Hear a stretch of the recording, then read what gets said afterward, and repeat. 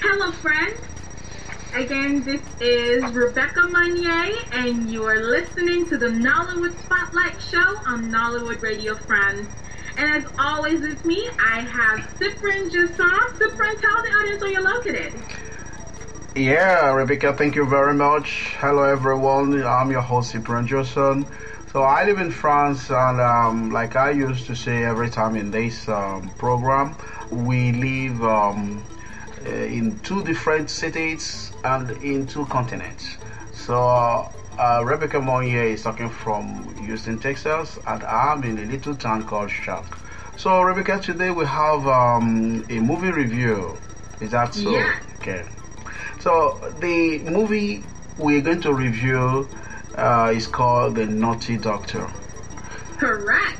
So yeah, the movie is directed by Amechi Ikeche. So the film tells the story of rape, corruption, blackmail, and how the judicial system works in a place.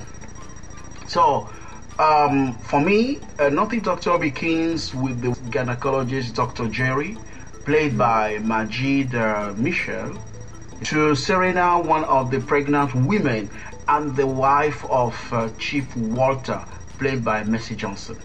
Then comes Chief Walter, who sold his soul to the devil for money, played by Livinus Nichiri. Another charming character is Barrister Emeka, played by Yellow Idoji. He's a remarkable character, and his powerful deep bass voice will always captivate the attention of the viewer. Then we have the brilliant Barrister Desmond, played by Paul Sambo, and two more characters who struck a chord in this movie. We are Joy Iguru, the welfare judge, and Leo Ewezi, who played Lord Tunga, the soothsayer. No doubt, the film has a quality cast. The characters were well drawn. So, Rebecca, what can you add to what I've just said? Wow, Super, you're really excited about this movie. I take it you actually watched all 4 parts. I did. Now, talking about watching the 4 parts. You know, I have problems with part 1, part 2, and part 3, part 4, even to part 5 movies in Nollywood movies. So I don't like this part. So this is just, I think it's for local consumption. This is the way I say it. But I want you to add something before I go ahead. It's not bad. It's better than the first one I watched, but that does not mean that I'm going to give away 5 stars to the movie. But we are just starting the review. Go ahead. Right. Okay. So, well, let me go ahead and start with the synopsis. So it says, psychopathic gynecologist in the habit of having sexual intercourse with his patients before carrying out the actual test required of him. A plan has been set in motion and his barbaric act has been caught on tape. And this gets him a court case. But this intelligent doctor is not ready to go down without a fight. A suspense, intriguing movie with several twists and turns. And they were absolutely right. There were several twists. I mean, for a Nollywood movie, this film did have a lot of twists and turns. Yeah, a lot of twists and turns. I'm gonna say I like the movie because the storyline is open to debate. Yeah, that's one point. Now, why is it open to debate? It questions the notion of good and bad. I think that's number one. And then how can you render justice in a corrupt land? Exactly. So in the movie we can see that Dr. Jerry was sent to prison. They say, and Chief Walter was punished by divine powers, probably the handwork of Lord Tunga. On the other hand, the idea to edit the movie in 4 parts is senseless, because this story could have been told in part 1, part 2, or even in part 1. Right. So it's too long. That's That's the problem. And did you understand where the action of the movie is set? Did you find out that? Honestly, part one and part two just seemed like someone saying the exact same thing in different ways. Yeah. To me. Yeah. I think it really got interesting when Mercy Johnson came in, which I believe was almost at the end of part two. Yeah. That was when she came in, she, her brother, and her mother. And you really got to see how men in Nigeria take advantage of a lot of situations and circumstances dealing with the poor. You got to see how a family has to force their children to get married just so they can eat and send the other rest of the children to school, which I thought was just horrible. I you know, it was really hard for me to see that, you know, and I was touched by that story because it's the truth, you know. People in horrible circumstances and situations are looking for a savior. And at the end of the day, they end up selling their own child in exchange for that, you know, in exchange for a better situation or a better circumstance.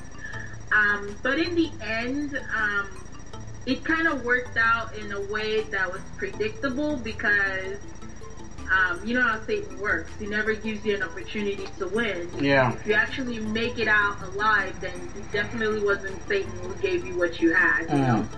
So he went to Satan for prosperity and he got it, but with the price of his own life, you know? Yeah, like what you said, Rebecca, trying to help someone that at a period when the person is emotionally weak. Okay, right. That's we can understand when you're fragile, you have no hope for the future. Right. Now that was how Chief Walter came into Serena and the mother's life. So that scene touched me somehow because I knew that there would be a price to pay, but I didn't know that it could come to that extent. To that extent, yes. In the way that it happened. I mean, the twist in the film was fantastic. Well, let's talk about a face that that is not seen all the time, but definitely made a very loud statement in this film. Sambo. Oh yes. Wow. Sambo was awesome. Awesome. His face was perfect. I mean, he had a great personality. I mean, the character just fit him to the that's not normal in Nollywood. Very convincing. I mean, he's a very convincing character, and he played that role superbly well. Honestly, I'm telling you, yes. I honestly, to be unfortunately, Majid Michelle, you got competition, bro. Yes. Sambo did that. Yes. You know, personally, I think Sambo actually made Majid Michelle look good. You know, he made him look like a real criminal. You know, I mean, there were some technical issues with the film. There were some parts where I saw the mic. There were some parts where I saw some stage lights in the background. But, you know, that's stuff that I'm going to see because I'm in the industry and I'm like, come on, you know? But they touched very lightly on a very, very important situation. Yes. Which is the issue with HIV. I didn't like the way they just kind of mildly touched on that at the end. So in this scene, the character, Dr. Jerry, played by Majid Michelle, slept with the character, Franca, and Franca had HIV, and she didn't use protection, but slept with Dr. Jerry, so there's a possibility Dr. Jerry has HIV. Yeah, but sorry to interject, Rebecca. I don't think they can bring in so many issues into the movie because already we have a message. The great message in the movie is rape, That's Right. yeah, that is Dr. Jerry raping all the women in Period. yeah. So Right. now bringing the issue again of HIV, don't you think that should have been too much for the Well, viewers? I think the HIV issue itself is a very serious Yes. situation. Yes, You know, maybe. I think really what I'm saying is it was kind of mentioned in a very light way. You know, Okay. like, so what? I infected you with HIV, so what? End of story. Oh You yeah, know, oh yeah. it wasn't emotion. The doctor didn't cry. The doctor didn't, feel like, oh my gosh, my life is lost. None of that. Yeah, he yeah, didn't do, yeah, which is very, very important because then, yes. at the end of the day, when you and I go home, we forget that he was infected with HIV. Yes, But yes. if he made a big deal about it, then we may think that, oh, maybe he later on went and got tested and was infected. But do you know what I was thinking as I was watching that scene, that part? I said, okay, Dr. Jerry has been very, he is very powerful in terms of blackmailing everybody. He's got something to tell you about your life. And then when Franca came in to say, yes, I have HIV, he said, oh, but I slept with you and you didn't tell me. That means I was thinking, in my mind, I was a little bit happy. I said, oh, look at this tough guy. He has been punished. He has been punished. But not knowing that the punishment will come from his going to prison. So he was double. He had two punishments. One, I think the viewers will understand quickly, but what you said was not well developed. Right. So that we can know that Dr. Jerry had HIV, or even could have gone. He really did get it. Or even could have gone to another doctor for a test. You see. Right. Immediately. Immediately. You see. Exactly. It definitely is a run-on film. It's like a run-on sentence. A lot of the key points that happened in part 3 and 4, I think, should have been moved up to 1 and 2. Yeah. To really make it beefy and juicy and just digestible. I did feel that it was just too long. It was just It was too long. It was too long. Yeah. And in America, who has 5 hours? Oh my God. To film? Come on, like, we have work to do. we have other things in our lives that we have to do. When you go to the movies, you are in their time. Unless it's like a major film like Lord of the Rings or Harry Potter, where a lot of money, a lot of work is put into it. There's so many things to keep your attention. You already know about the story. You're already involved with the story. I mean, a normal film is 120 minutes, which is like an hour. Yeah, that's it. That's it. You're done in an hour, and you're going about your business. That's about it. So, I mean, 5 hours is a long time. That entire film, or should I say eulogy, is for the African audience. Yeah, I said it. I want to see part 1, part 2, part 3, part 4, part 5, part 6, just continuous on the exact same movie.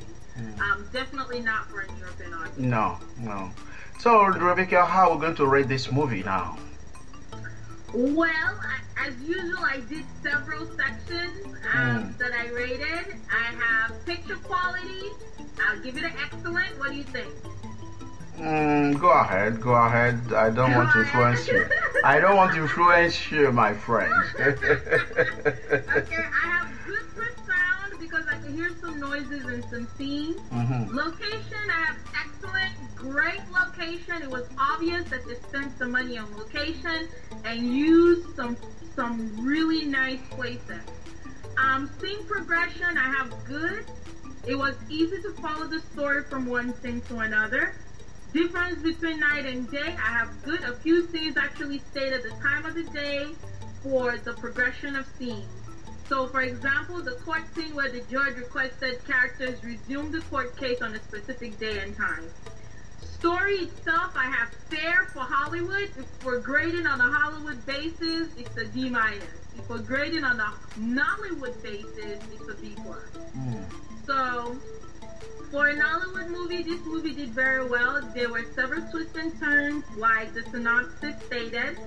The conclusion, I have good. However, there was not a cliffhanger. All the loose ends were tied in the end, which means all the bad people got punished. Yeah. All the good people received whatever it is that they wanted. Yeah. In the end, you know.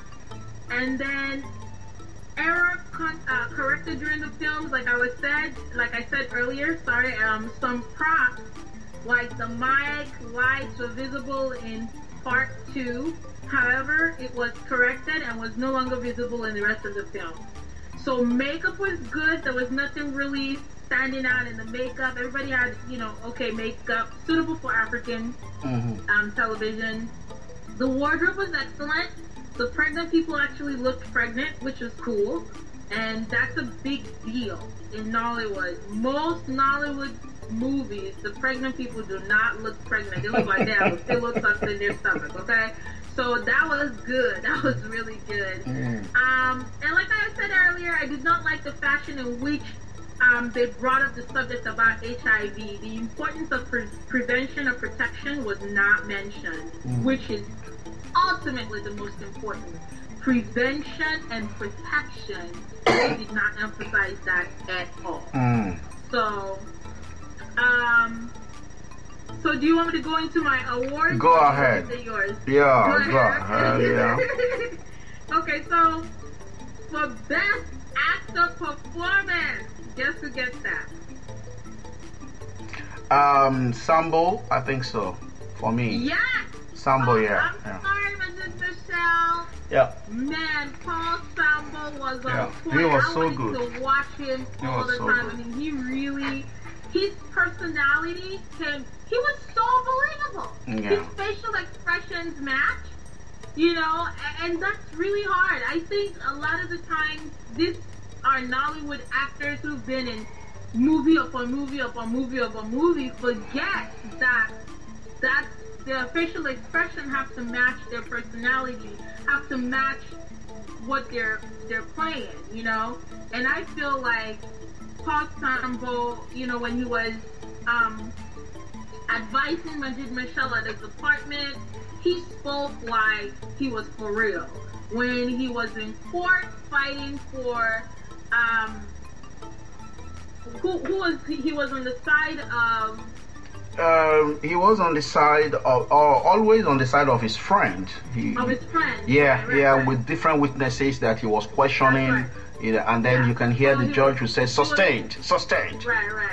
So he was on the side of Dr. Jerry. So I mean, he really fought, and I'm surprised. Yeah. I think if that case was in real life, Majid Michelle would have probably won. I highly doubt that the person who won would have won. I think he was so persuasive. Well, we can say he stole the show from. He really did. He stole the show from everybody. Yes. He and Mercy Johnson stole the show. So for best female performance, it definitely goes to Mercy Johnson. Yes. Mercy's crazy. Yes. She's just a lovable character. Yes. If she's playing a 22-year-old, she can actually pull off a 22-year-old character. Right. And when she wore her wig, she looked older. When she took it off, she looked younger. Yes. Which is really, really weird. But I just love that lady. She's a chameleon. She just does whatever it takes to get the story told.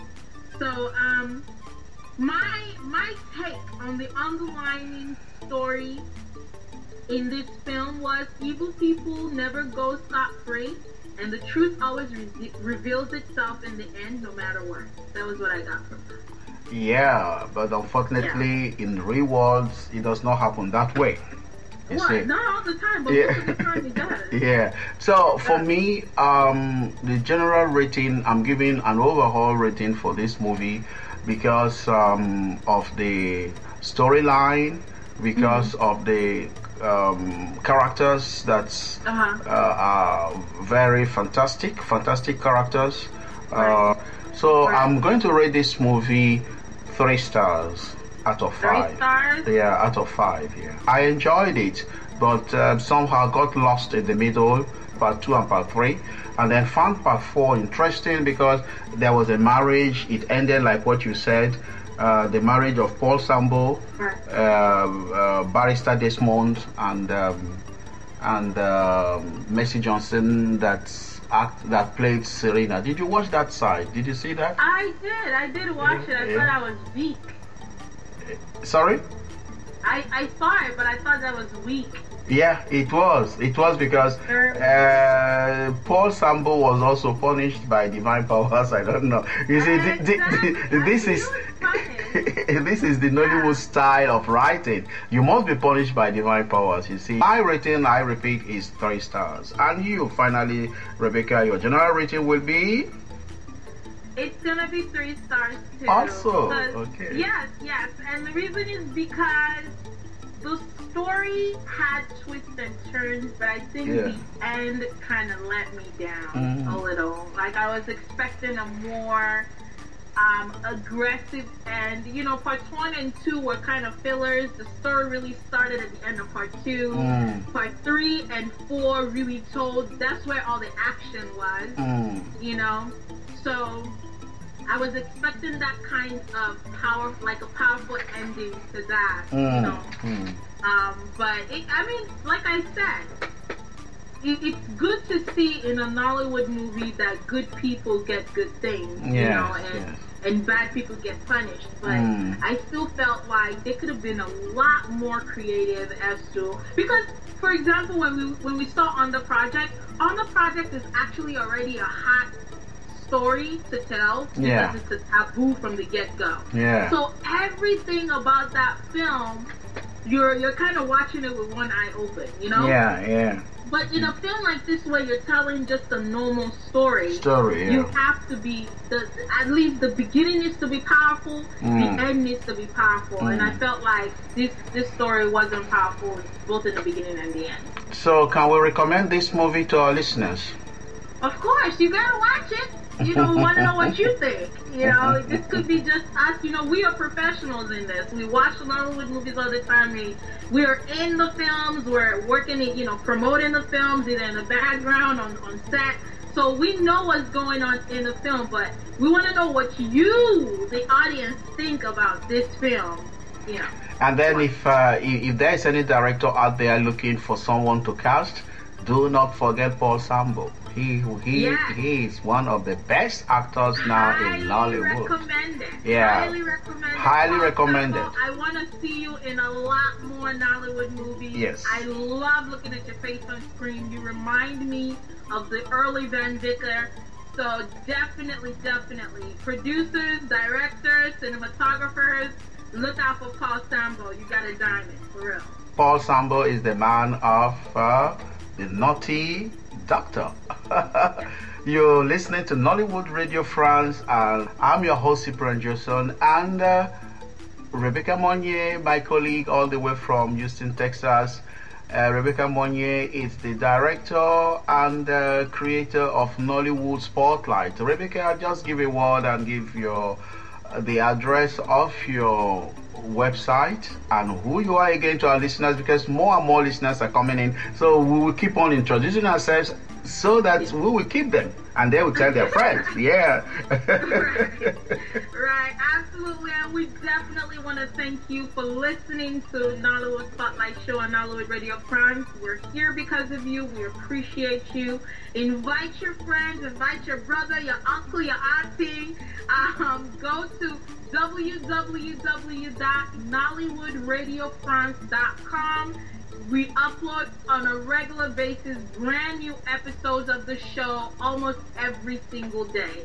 So you're able to get live recordings or pre-recorded recordings of our show. And of course, you can always go to www.nollywoodspotlight.com. I always post fresh blogs about what we talk about, give you more in-depth insight on our discussions. So we appreciate you again. Thank you so much for listening. Thank you very much. Bye.